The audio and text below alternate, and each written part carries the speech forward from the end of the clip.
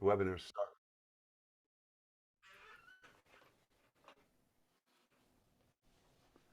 It looks like we're just about ready to get started. We are coming up at the top of the hour, and we'll do that as soon as the 7 o'clock, 6 o'clock, 5 o'clock, depending on what part of the world you're in. It says 00. We'll get started.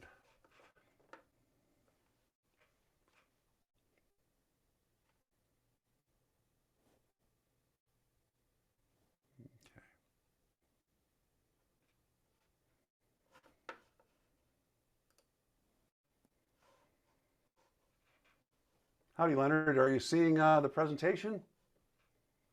Yes. Okay. You're ready to go. Okay. All righty. Here we go. I'm going to get started now.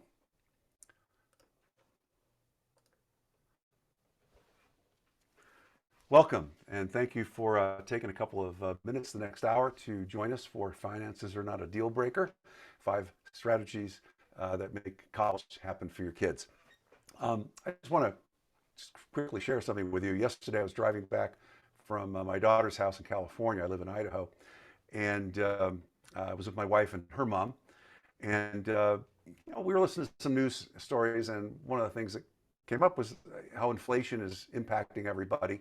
And I asked her, she's on a fixed income. I said, how's this affect you? The price of food, gas, and everything else. And she just simply said, yeah, everything's costing more, but there's nothing she could do about it. And the fact is, it is what it is. And I started thinking, wow, it is what it is. I knew I was going to present tonight, and I thought, but that doesn't have to be the way it is with college. The price doesn't have to be, it is what it is. And I just want to say that you're in the right place, and it's a pleasure to have you. Thank you. I want to thank Sydney and Leslie of NSHSS, National Society of High School Scholars, for the opportunity to present this webinar tonight. Their dedication to academic success and providing all the resources and scholarships that students need that both enrich their lives and also fire up their career interests and their goals is unique. And our partnership allows us to reach more and more parents and students with our tools that they need to eliminate money as the deciding factor in the final college decision. As a financial aid specialist, my interest is pretty much just in helping parents with the financial aid process and nothing more. We don't sell private loans. We don't sell personal information to anybody. The ACT, the College Board, the SAT people, scholarship search companies, even high schools are now selling your information. They have been selling your information, yet they're free services, a lot of them. And you pay for the privilege for the ones that you do pay.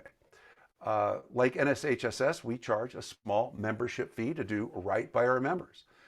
We are self-funded. And because we charge a fee, we're 100% accountable to our members. So I'm going to take you on a journey through the financial aid landscape in the hopes that you will become empowered to make better decisions on how you manage the higher ed system and get higher tuition discounts. How you apply for financial aid in a way that truly reflects your current and your future situations, and pay for college that doesn't hurt you. And I'm thinking primarily about the parents at this moment. It doesn't hurt you financially for the rest of your life by impacting your retirement negatively. And also as well as students who might carry undue burden of debt, adding to the $1.5 trillion already out there. So let's get started. Show you my screen.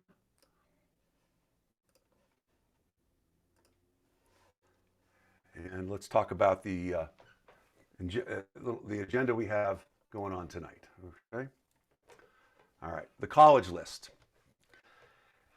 Location, location, location. You've probably heard about real estate, is all about location, location. Well, the college list is about location. Where you go has a great deal to do with how much or little you will pay for college. This cannot be underestimated. If your list doesn't include colleges you can use for leverage, your chance of paying more than you have to is much higher. It's hard to negotiate a better price if you don't have other offers. That's why early decision isn't always the best way to go, because you can't compare offers from other colleges. Um, the financial aid forms, preparing them to your best advantage. Some parents will tell you that the FAFSA is not a big deal, and for some, it isn't. Some people, you just can't mess it up. If you're fairly low income, or even if you have a lot of money, if you're applying to a community college that doesn't cost $4,000, $5,000, $6,000 a year, you can't screw it up. You really can't. Except that so much is riding on the results of that form, and doing it right is really to your advantage. And if you don't, your consequences for that year's financial aid award that you will get can be impacted negatively, because you're not going to get another chance at this. And I'll mention that later.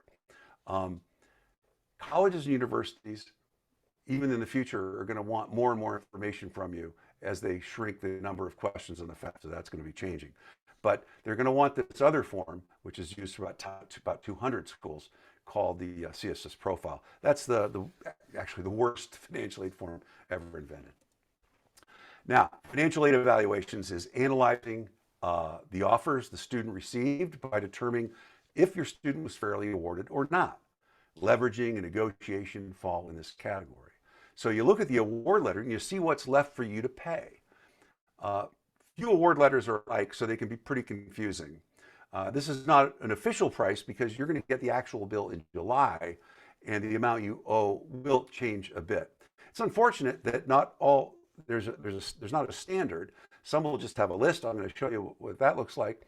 Some will have different sections, but they all kind of add to the confusion because it's the first time you've ever looked at this stuff, and some colleges don't want you to know actually how much you're going to pay, and I'll show you how that is. So you look at the award letter, you see what's left for you to pay if you can figure that out. And as I said, this is not an official price because you're going to get the bill, and that will be it. Once you have your award letters, colleges will offer the least amount of aid possible that you'll and still have you accept. They spend billions of dollars on knowing how to package your student.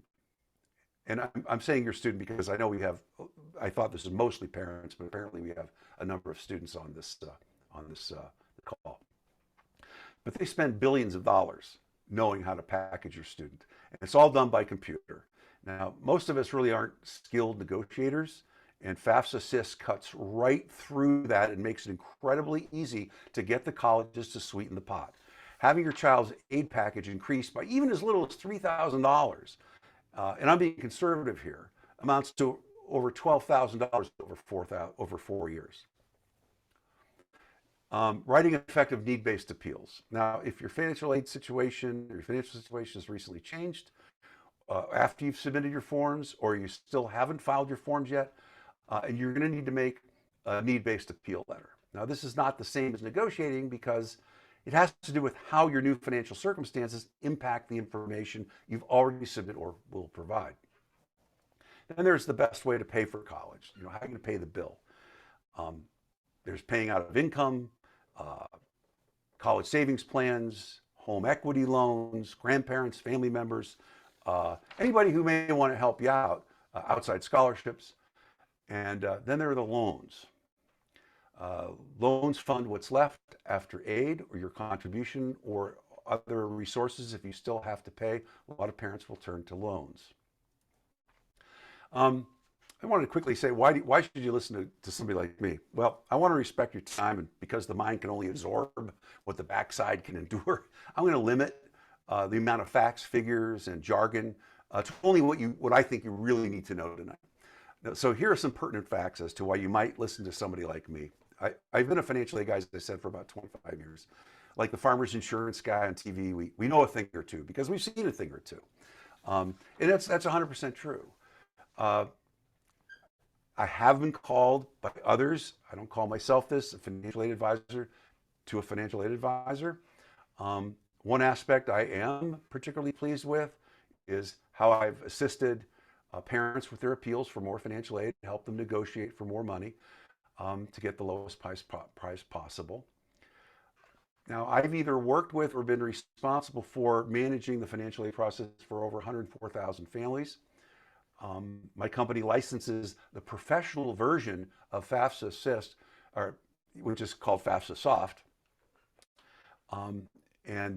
Like McDonald's stopped counting the number of hamburgers it serves, a number of years ago, we stopped counting the number of FAFSAs we've filed. And through another partner of ours, Collegiate Funding Solutions, they do college planning software, and they work with a lot of financial institutions. We've been the financial aid specialist for some of the larger and more prestigious, you probably would have heard of them, but LPL Financial is pretty big. Major insurers like Northwest Mutual and some federal credit unions like NASA, Boeing, the Pentagon, as well as a number of smaller ones across the country. And I get questions, by the way, from parents all the time, like, why can't students go to their guidance counselor for help? Why do I have to have somebody like you? Well, some guidance counselors do have the time to help fill out the FAFSA, but they need the family information to do it. And lots of parents are reluctant to share that kind of personal information with a teacher. And mostly it's, they're just, for teachers on their side, some of them want to help, but there's just too many students per counselor. So they're busy dealing with all sorts of different social situations and issues that require their immediate attention. They just don't have the time. And most aren't comfortable with money any more than the parents, their kids, the parents of the kids. They want to help. And they don't want the responsibility. And neither do the school districts. They don't want the liability. Now, students already receive quite a bit of help with college admissions, essays, and test prep. But when it comes to parents, you get next to nothing. The high schools do try and help presenting financial aid nights, often sponsored and presented by a local college that leaves parents with more questions than they get answers. Just like kids in the playground, they learn about stuff from each other. The birds and the bees, for instance. Parents get their financial aid information mostly from other parents who don't know any more than they do. I have two goals tonight. The first I've already mentioned, that all roads lead to Rome, meaning the best college for your child at a price you can live with. The second I'm going to share with you a bit later. So let's get back to our little journey here. First, a quick history lesson. Don't have to write this down. There will not be a test. 56 years ago, President Lyndon Johnson, and he's the guy in the middle with the big ears, he signed into law the Higher Ed Act of '65 and established the federal government as the primary provider of financial aid. A couple of things have happened in higher ed since that time, but what didn't happen was a unified and consistent financial aid policy. Federal aid to support students has mushroomed into a complicated web of programs and options, including loans to students, parents, grants, work-study, tax credits, and other state programs. It would take 3 or 4 slides just to name them all, and I probably wouldn't get them all. In 1978, subsidized loans were made available to all undergraduates regardless of need. This means that the interest was being paid by the government as long as the student was in school. Not a bad deal. It also expanded eligibility for Pell Grants to middle-income students, which no longer exists. Then there were the Hope and Lifetime Learning tax credits that allowed families of college students to offset their educational costs with tax credits. A credit is different from a deduction because if you, let's say you took a tax credit against the $1,000 of taxes you don't owe taxes. So that's the difference. In the 90s, and I'm going to talk about this, PLUS loans were made available to parents that went all the way to the full cost of attendance. Previously, they could only borrow $4,000. So parents, with students, regardless of need, allowed parents to borrow as much as they want, including room and board and personal expenses and transportation. And this was the real turning point in college pricing. So what started out as a system to help lower income families afford tuition has morphed into one that I'm sad to say and sorry to say that it actually favors the affluent student. How did this happen? Well, colleges look at parents as paying customers. So you should consider yourselves a consumer of higher ed, which is actually a good thing. And I wish you would treat this as a business of finding college, and this business of finding a college. You are a consumer of higher ed because college is a commodity just like your morning orange juice or your bacon, okay? Just like any other goods or services, as evidenced by the thousands of colleges, universities, and online programs and all the things you can do, community colleges, to get a degree from. The difference between college and orange juice is that you don't get emotional about it. Well, some people who like their bacon probably do. You have more power than you think. You have options. You have choices. For a long time, parents have been told that college is really the only way to get into the upper middle class, to really have a chance at success in America. Whether that you agree with that or not, it's not the point. The fact is, they have made parents feel guilty if they can't do it, if they have problems do it, or force them to make decisions they're not really financially capable of making safely. The word is safely. Colleges are really good at manipulating not only your emotions, but your students' emotions. You can control this if you know that you have goals, objectives, or that rather they have goals and objectives, meaning the closer to May 1st, and this is important, the closer to May 1st, that's National Decision Day, closer that day comes, the more crazy colleges and especially admissions people get. You see, they have to build a class. They have to have all these kids show up and get cheeks in the seats, as they call it. Okay, they got to fill their class. They have to meet their numbers or they pack their bags. College is a business, ladies and gentlemen. It's not a sacred cow. It is a business. Even though they have not-for-profit status, a lot of them, doesn't matter. They still need to generate money. Okay, so let's talk about specifically why does college cost so much and why it's important for you to know this.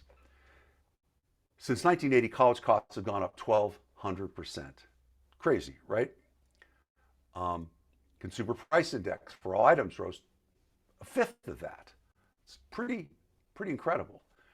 What I want you to know is that even if you remotely were thinking somehow you weren't able to save all this money for college, if you're even thinking that you failed your child, just that's stinking thinking and give it up. I mean, you got to let that go. There's nothing you could have done to keep up with the cost of college. Nothing. Parents, they go, well, they'll ask me, well, wait a minute, how does the college and the government expect me to pay for this? And the answer I give them is fairly straightforward. They expect you to pay because millions of parents before you did, apparently without too much complaint. That's one of the reasons. But the real reason why, well, here we go. You've probably heard of the climbing walls and rising health insurance premiums and, state funding and bloated budgets and high salaries for college presidents and all that, and, financial aid being given out. And now with so many kids stressed with anxiety and depression, which is a real problem, and the colleges having to pay for that kind of help they have to give the students. Those things all add to the costs and bureaucracies that the government's laid on, with its loans and veterans programs and everything. It's not just because of that. It's because a number of years ago, back in the 80s, colleges wanted to make more money. Banks wanted to make more money. So what did the banks and colleges do? Well, they got together and they kind of made a pact. He said, colleges, if you raise your prices, we'll provide money for the students or the parents to borrow. So as colleges raised their prices, the banks made more money available to parents, and the colleges continue to raise their prices, and on and on and on it went. Sort of a vicious cycle. So you can check this. I did an article in LinkedIn, taken from the Wall Street Journal. You've probably heard of a lender called Sally Mae. All the colleges did this. There's a big story that was out a month ago about Baylor University taking care of, they're in Waco, Texas. They were a relatively small conservative Christian college that a number of years ago decided they wanted to become not just a regional college, they wanted to be a big national university. So they started raising money, raising their prices, and attracting students, to spend that money. They promoted themselves until finally their own community, that their basic crowd of people, the students that they've been educating for decades, are now, they can't even afford it. And the ones that get in there are told by 24-year-old admissions counselors, don't worry, your parents can borrow the money. We know how to set that up for you. With no plan to pay it back. This is a scandal. Baylor University. I mean, and they're no different than just about any other. Okay. So let's talk about the basics. I'm not going to go deep into financial aid. You probably know a lot of this stuff already. But in case you don't, I'm just going to give you the real basics. What is the cost of a school? Well, tuition and fees, obviously. The classroom work, health fees, technology fees, student activity fees, the room and board, of course, books. You got to be able to study, supplies, lab work, supplies, whatever. Transportation, got to go back and forth from school to get home for holidays or weekends. And then, you got to have pizza money, buy clothes, deodorant, things like that through the course of the year. The EFC, expected family contribution, I know you've heard this. That's going away, by the way. It's going to be called the SAI in a couple of years, called the Student Aid Index. But right now, it's still the good old EFC. And that is the minimum amount of money to be expected to pay at any college, This is based on parent, students' income and assets. So how much they have, and they're weighted differently. The number of kids going to college at one time. This right now, if you have just say a $20,000 EFC and there's 2 children going to college after the one started, then it's half of that. It's $10,000. If you have 3, then it's about $7,000. Works like that. Number of family members in the household brings the EFC down a little bit, and also depends on the age of, how old the oldest parent is. That kicks in what's known as an asset protection allowance. Doesn't mean much anymore. It used to save the parents, they could have $60,000, $70,000 in savings that the government wouldn't assess. Now, it's more like 8 or 9 or 10,000. That's all they let you have. Now, your EFC will be different at different colleges. Just because it's one number, they're going to do what they want with it. And they'll say, well, your actual family contribution could be twice what the EFC is. And that's one of the reasons you want to get into this FAFSA system, so that you pay no more than your already overpriced EFC. You don't want to pay a dime over that, if possible. But the EFC will be different. There's also different EFCs. I'm only going to touch on that briefly. Let's talk about the cost of attendance and how that EFC really works. So let's say you had a cost of school was $50,000, average price private school, and your EFC was $20,000. Well, that gives you a financial need of $30,000. So now the school has to come up with $30,000 to fill. Will they fill all of that? Maybe, maybe not. And what are the types of aid that you can get? Well, there's merit aid, known as scholarships. These are actually tuition discounts. We'll talk more about that later. Need-based grants. That can be from the school, but basically, right for this sake, I'm talking about the Pell Grants and your state grant program. Loans, both federal and private. Federal work study, which, by the way, if you're offered it, is not a guarantee that you'll actually get the job, and it's paid to the student directly. And then institutional grants. Now, this is money that generally, after everything they can give the student from other sources, they'll meet some of the need with some of their own money. Wealthier schools have more to give. And also, the more they want a student, they will give more. So let's go on to financial aid, the untold story. As I mentioned, colleges spend a lot of money, billions, marketing to your student. They also spend millions more on enrollment management. So what does that actually mean, enrollment management? Well, there aren't even as many deans of admission anymore. At least that role has been totally reshaped, reworked. It's now an enrollment manager, and they're responsible for attracting as many students and giving them the least amount of money possible to get you to come. So, and they use all kinds of sophisticated analytics and tools to do this, and a lot of them are good at it. Some aren't so good, but a lot of them are pretty good.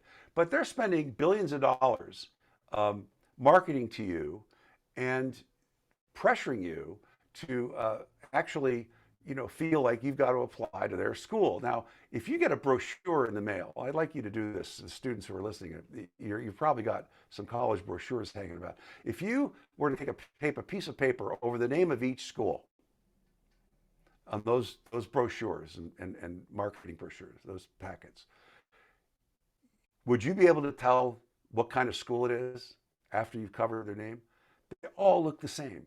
They're spending billions on this stuff. They're hoping you don't know. But what they want to spend, they're spending their real money on is making sure that if you do apply, that they get you in their web, and I know that sounds terrible, but they get you and they'll make you feel like you're part of it. They've got a lot of stuff going on in marketing right now that's incredibly sophisticated, and they're going to want you to say yes to the first offer they send. And they're going to tell you, I'm going to tell you something you're going to want to avoid regarding the student loan ploy. We'll get to that. But here's the thing about financial aid. Right now with colleges, they're facing declining enrollment numbers. A lot of schools are not seeing as many applicants as they used to. So, and a lot of schools are going out of business, and they're being sucked up by other schools. Just happened to Mills College, Girls College in California, Women's College by Northeastern University. And now with COVID and the economy bouncing all over the place, it's been very difficult for them to really get a handle on how many kids are applying. But with fewer students applying, that's a big problem for them. If they don't get enough people in their class, they lose their jobs. And I don't want you to give them your power.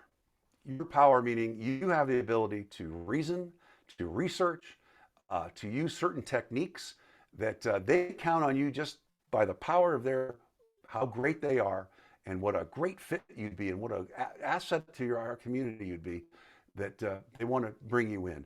You're looking for an education that's going to pay you a return. If you were going to be a sociologist, you want to learn to be a sociologist or any kind of a teacher, and the school costs $85,000 a year, and I've seen kids go to schools with those kind of professions in mind. You know how long it takes to pay that off? I know students have a real tough time even, imagining what $30,000, $31,000, $27,000 is in terms of debt, they get out of an undergrad degree with. I mean, I know it's very difficult to even fathom what your payments could be now, but believe me, in a few years, that stuff becomes very real. So don't give them your power. Do the right thing for yourself. Find out ahead of time, what can you expect from them? Leverage other awards. We're going to get into that. Use their strategy. They're marketing to you. You market to them. You market to them. And if you can't avoid college debt, and I don't advocate for college debt, but if you have to, there are ways to do it. There are better resources than schools will tell you. It's just they don't have the time to tell you. There's stuff on the federal website that is there in plain view that most people don't know about. I mean, it wasn't until 5 or 6 years ago that even the financial aid departments even knew there was a death and permanent disability clause in the PLUS loans or in their loans. So if a parent took a PLUS loan, a parent loan undergraduate student, they took a PLUS, and they died or their student died, the loan was forgiven. These people didn't even know that. And there's so much more believe me, there's a ton here in the loan world, which you've got to know about if you're going to borrow. And even if you've never thought about borrowing, you might want to think about it to save your own money and pad your retirements. Parents are talking about. Okay, admissions and financial aid. It's important to know. Need blind. Elite schools, state universities.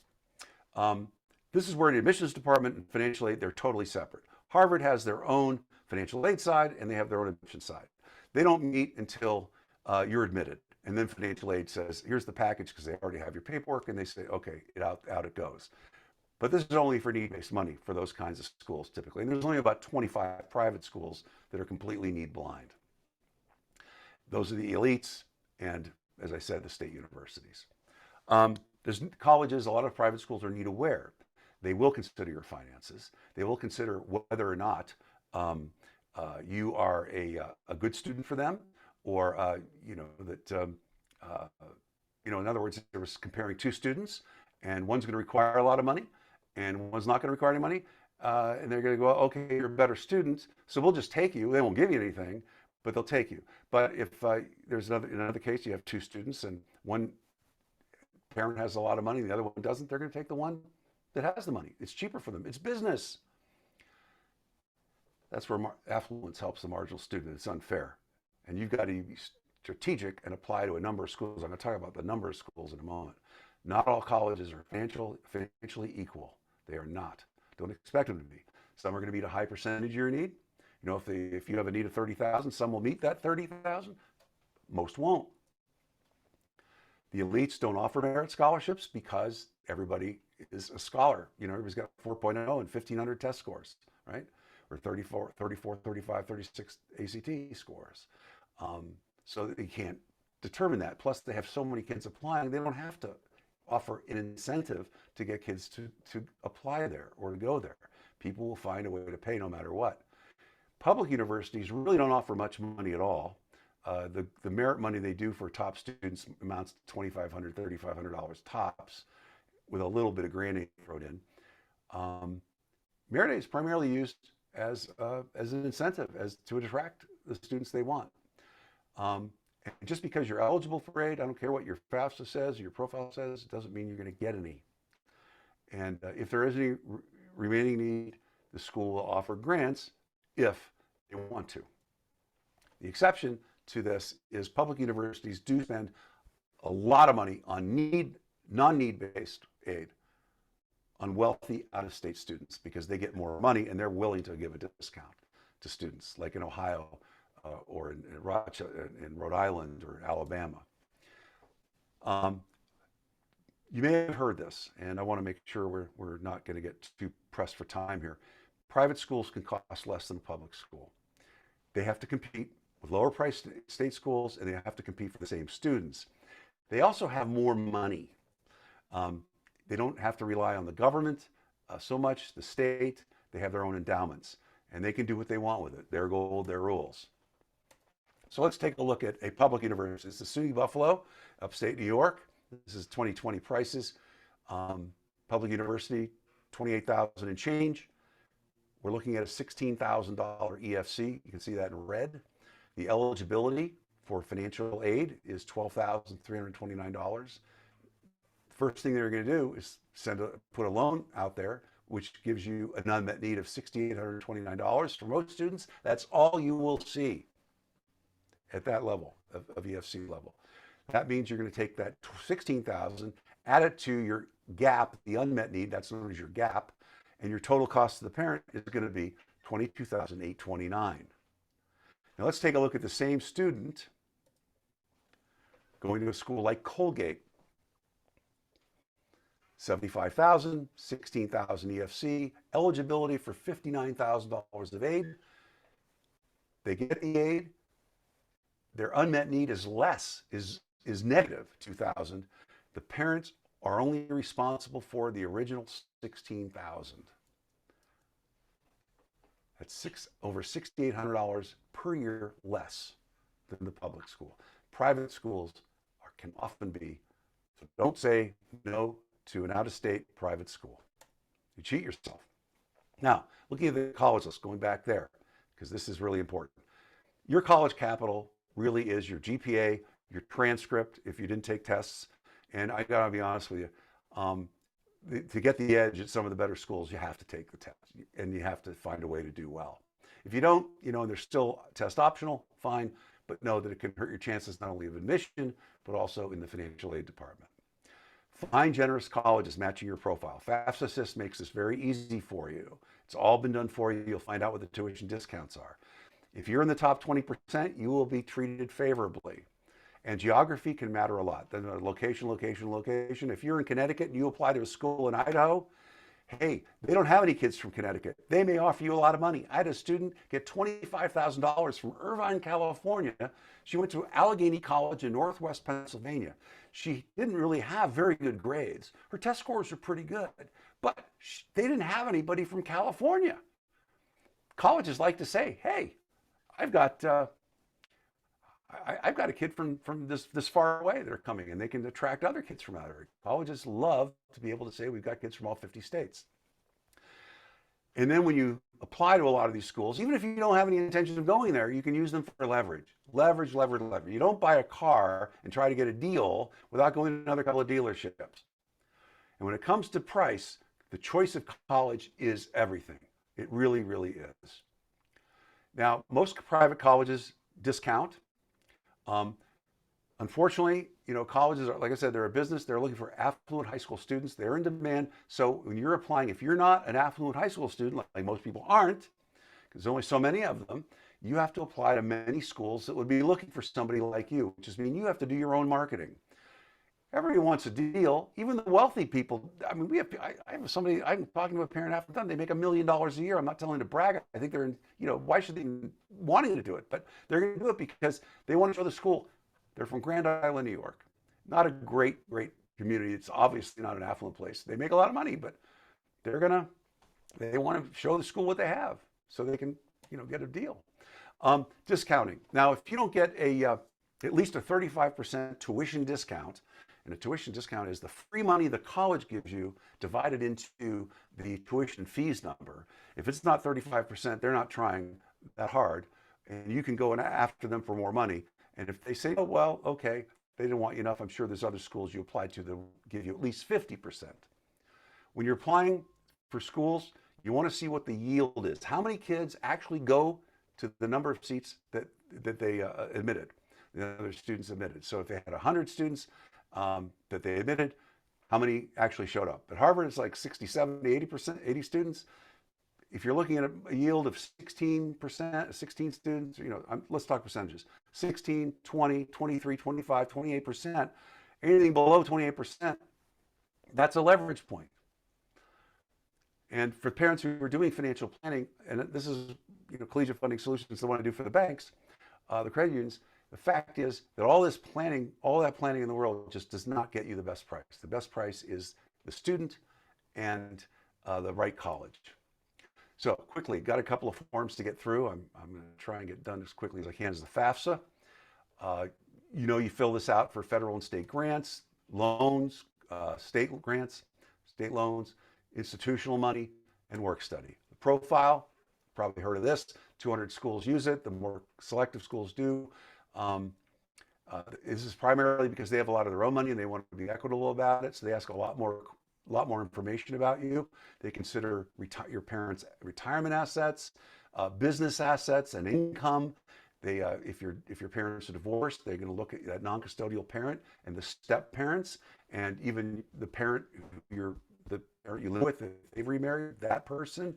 And they're going to look at your lifestyle choices. What money have you borrowed for what kind of cars do you drive, that sort of thing. Not all colleges will ask that, but they are in there for some of the schools. Then you have all these supplemental forms.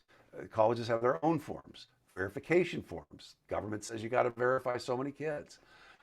There's the institutional documentation service from the College Board, known as IDOC. They've got DocuSign things. You got to send taxes up there.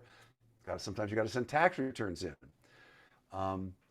Doing your homework. This stuff you probably know about, but you should know what the college is using, the FM or the IM, federal methodology versus the institutional methodology. The institutional methodology, like the College Board, some of them will count your home equity, and it's good to know how much they're going to count. We can tell you that. Financial aid is not all the same. To maximize the free money, you need to know first of percentage of need met, and if the only way you can find that is to ultimately apply. But you can know ahead of time what is the average, and there's a lot of sources out there to find that out. And wouldn't it be a good idea to know right up front if you're going to qualify for state grants or federal government grants? Now, this is where we're going to get into the rubber meets the road. Colleges often hide the real cost of college in their award letters. They're not uniform. They don't all look the same. They're hard to compare. I don't know if this is on purpose. I doubt it, but they're misleading and confusing. And some will look like you owe nothing. And that's what we're going to show you right here. I've seen this way too many times. So we've got a student with a scholarship, a grant, a Pell Grant. They're kind of low income. They're getting a COG. That's a special Pell Grant look-alike. A state grant, the subsidized and unsubsidized loan, and then the parent loan that they're offered. And so the total aid package is $68,128. $68,000. Right? So there's the cost of attendance. There's the aid package. Out of pocket, zero. Pretty good deal. The fact is, it makes it looks like you owe nothing. And that's what some of these packages are. But in truth, you owe $31,750. That's what you owe, even though it says nothing. Be careful when you look at these letters, okay? These awards are computer generated. So when you're looking at them, you want to know about evaluating, are they fair? How do you know if they're fair? And if they aren't fair, why aren't they fair?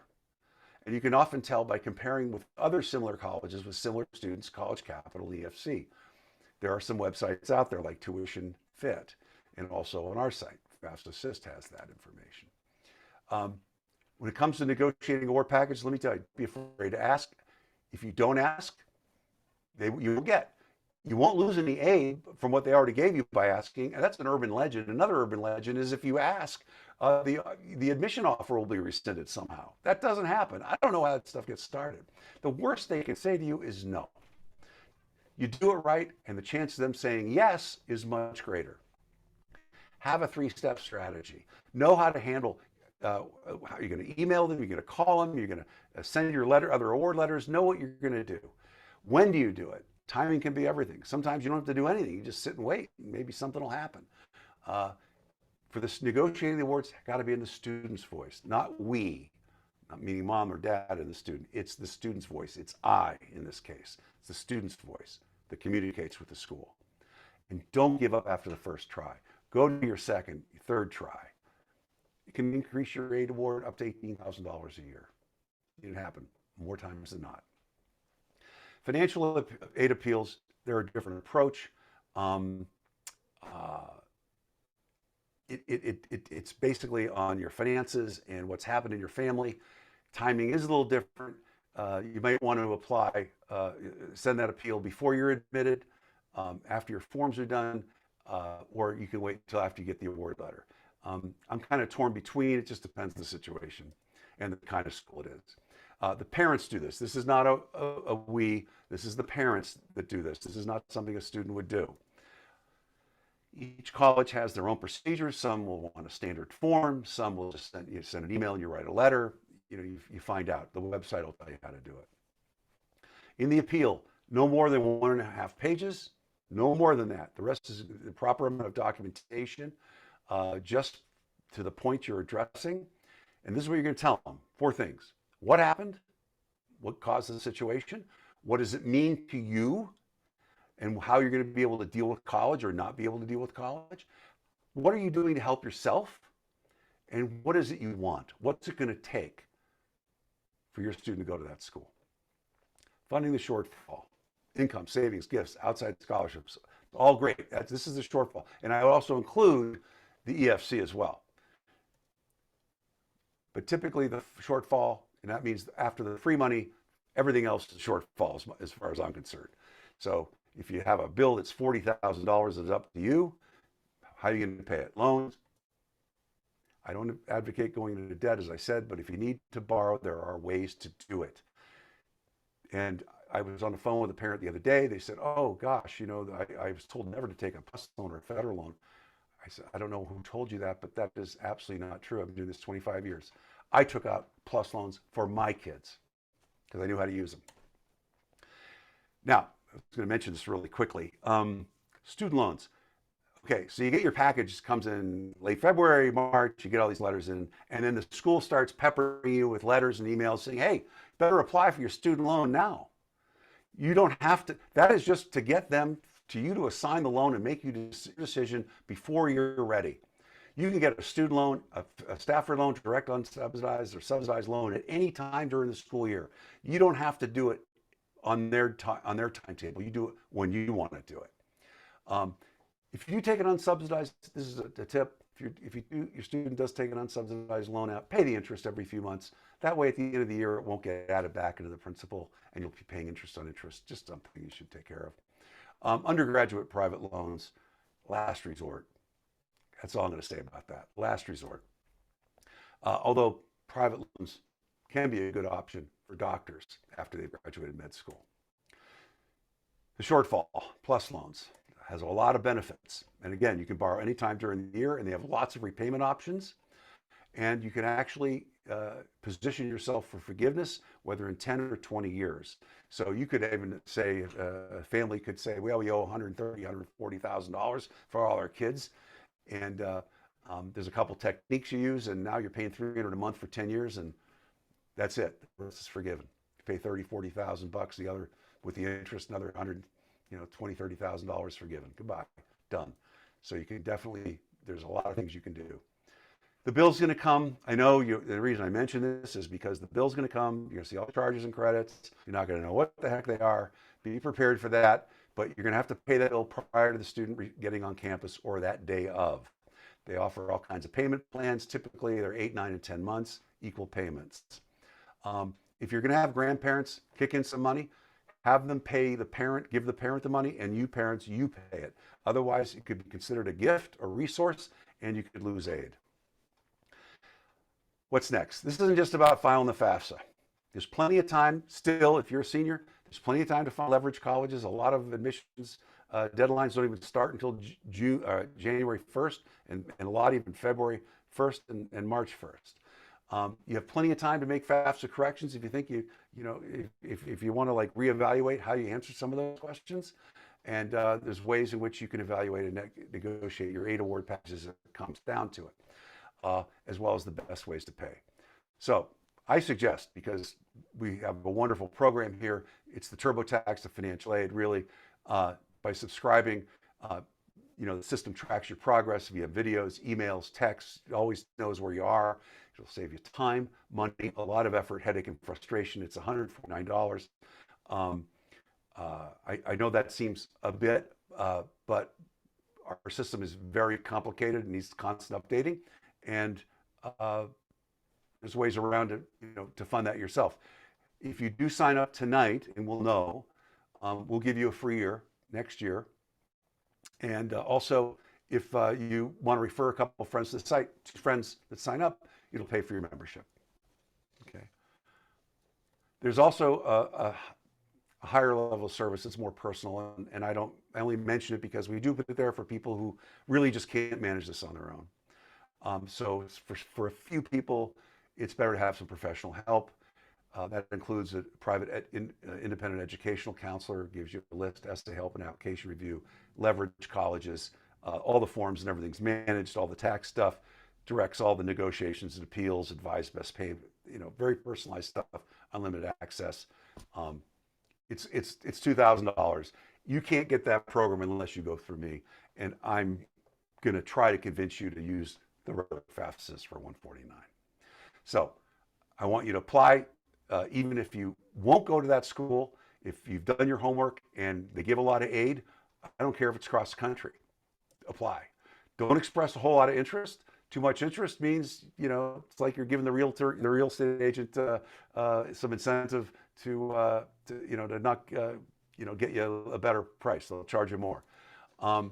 Apply, this is what I'm telling you, apply to 12 great colleges. Forget safety, target, reach. Safeties, you're not going to be happy there because academically, it's not going to be challenging enough. Target, well, I don't know what that means. Reach schools, if you're lucky, you won't get the money anyway to be able to afford it. So that's why I kind of blow that off. Understand, we don't know what we don't know. Don't accept that award right away. The college has been known to ante up more money a few weeks later if you don't say anything. But always, at the right time, ask for more money. Give yourself every advantage. Don't make costly errors. A system like FAFSA is really easy to use. I've got grandmothers using it. We have thousands of people using it. And it's like having a guardian angel by your side, making sure that everything is done when it needs to be done. We want you to renew and tell all your friends about the program. And referral fees do add up. Okay. Quickly, I hopefully you learned a lot, but I fear that a lot of this is general knowledge that doesn't necessarily relate to what's going on with you, the student, or your parents. And you need to know how you can apply what you've learned here tonight to your own specific situation. And I hope what you've learned is this is more than filling out a form. I hope you've learned that much. that it's more to do with taking a frustratingly complex and intimidating process and getting down to the most basic thing, a financial, academic, and social fit for all involved. I know I can't take the emotion out of this for you. I've been there, done 3 kids myself. I can tell you not to worry about how you're going to pay for it. You probably aren't worrying so much today as you will in a few months. What I can tell you, though, if you just let this go and don't take any follow-up by subscribing, the time we spent just now, this hour, really have been wasted. And that's a fact. What I can tell you is if you follow the 5 fairly straightforward tactics and use some pretty darn effective and unique tools, you will make the college experience a better one now and in the future. Now, you really only get one crack at this per child. And that's why it's so important. I'm not going to really go on anymore, but I think you should. I've done everything I can to make the system as good as it can be, and for the lowest possible price. I think that what we've done here is been pretty good. So I'd like you to join me, and let's go back to the days when financial aid worked for the people it was intended for, when everyone could afford college without going broke. The deciding factor of your college choice shouldn't be about the money. It doesn't have to be. I'd like you to join me. Now, I want this to be your story. And Leonard, if you have any questions, I think we've got 10 minutes. I do. The first question is, if I want to make any changes to my FAFSA after I have filed it, can I do that still? Yes, you can, with guidance. You don't want to cause attention to things that may not be 100% accurate. I don't know, specifically, I don't know what changes they're talking about, so I can't really get into that. But you can make changes as long as you have a good reason. Someone wants to know the exact location of where to go and sign up for FAFSA Assist. I believe it's on the email invitation to the webinar that it's on the National Society of High School Scholars. There's their webpage, I believe that's on there. I can't give a live link because I mean it's on the computer, so it wouldn't work. So it's on the NSHSS site. If a college is offered a scholarship with a deadline, but it's not a top school that I want to go to, is there a way to extend that deadline for the scholarship? Sure, absolutely. You just write them a note saying that you're looking at that scholarship, and you just need a little more time to decide. That's all I gotta say. That's wonderful. My income is very high. Is it still important for me to file a FAFSA? Well, if you want to let the schools know that you can afford them, yeah, because colleges will give up some money that you wouldn't otherwise qualify for. In terms of, well, it's a bribe. That's what it is. You know, they want, and here's the thing. Colleges, like I said, are a business, and what they would like is to have donors, future donors, and they want to have retention rates that go the full 4 years. Graduation rates, 4-year graduation is very important to them. And they know that parents can afford it. You know, they won't bail out because of cost. So it's show them what you got. It's like, hey, this is my hand. This is what I got. Show them your cards. They'll reward you for it. Go ahead. Next. If my previous PLUS loan was discharged due to being disabled, will I be able to qualify or be eligible for a new PLUS loan? No. No, you're out. That's unfortunate. My sister actually had a couple of for two of my nieces PLUS loans, although they were done with school. But no, you can't get a PLUS loan if you're already qualified for permanent disability discharge. No. My son is a junior. Do we need to sign up for FAFSA Assist this year? Well, considering that the college searches are really starting now, and you want to know which the best colleges, they're going to be great financial fits as well as academic and social, I would say, yeah. And you get next year, you know, we'll give you next year for free. The tools are fantastic. I mean, you have EFC calculators. We have Merit Max. It'll tell you, you know, I mean, there's just so much in there. I don't want to, you know, sell it. I mean, I think I've already said what I can about it. But it's a tool that it's the gift. I call it's like that movie Christmas Vacation with Chevy Chase. You know, and it's like the Jello of the Month Club. It's the gift that keeps on giving. I guess that's what I'm saying. If I'm going to go to college part-time, will this affect the amount of money I receive? I don't understand the question. Part-time, going as a part-time student, will they receive just as much money as going full-time? Will they get paid for going part-time? Well, part of the question, one of the questions in the FAFSA and the profile is, will you be going half-time, full-time, part-time, whatever? And no, you'll be based on your status, your enrollment status. So no, you wouldn't. If you're only half-time, you're only going to be taking half the classes. So why would they give you aid based on the full year? No. Next question.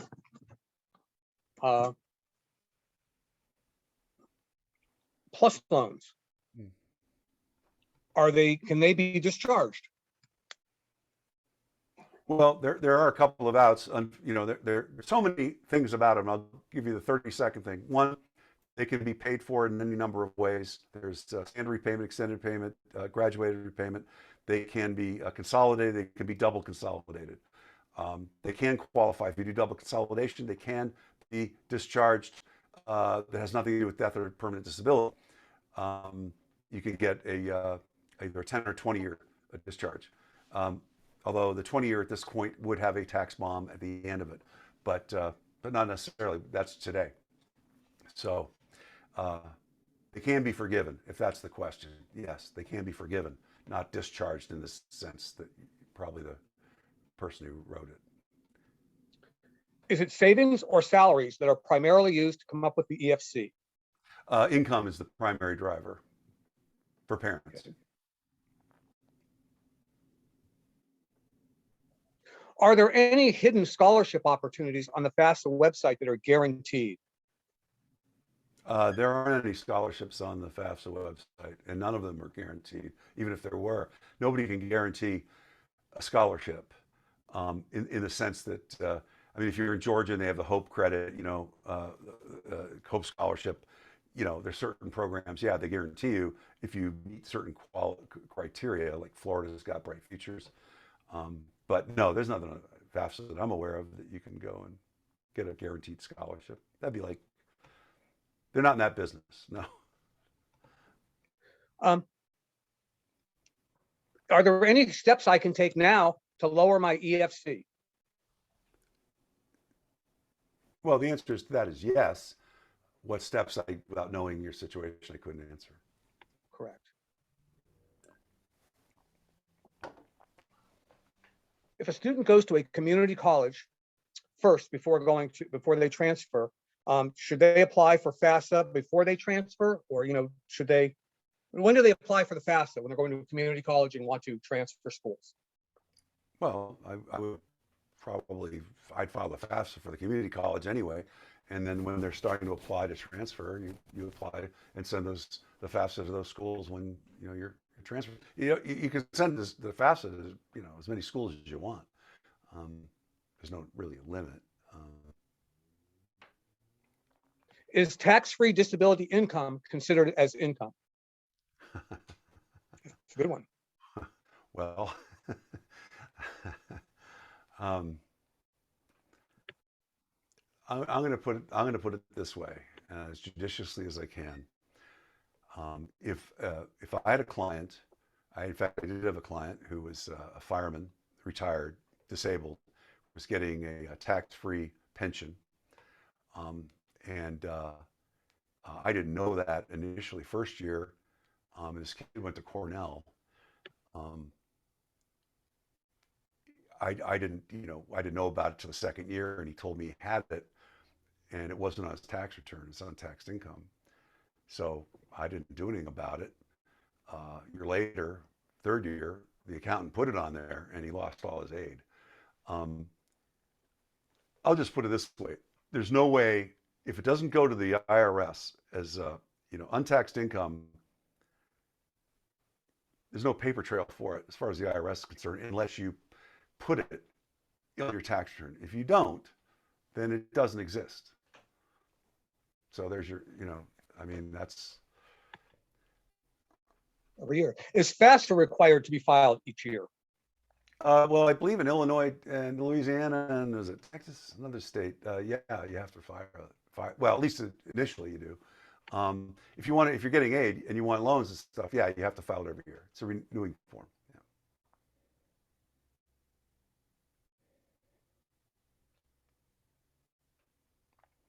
We're running out of time. Those were the questions that I have. Okay. All right. Well, we're just about out of time here. It says 1 minute or less than a minute to the top of the hour. They're going to cut me off. So I'm going to just say thank you very much for attending. You can always reach out to us at info@fafsaassist.com. I do hope you'll take advantage of signing up. It'll be the best, most effective $149 to spend on college. Consider college costs $100,000 to $320,000 for 4 years. And I think that's it. I think just turned top of the hour. So Thank you, again, everybody. Everyone. thank you.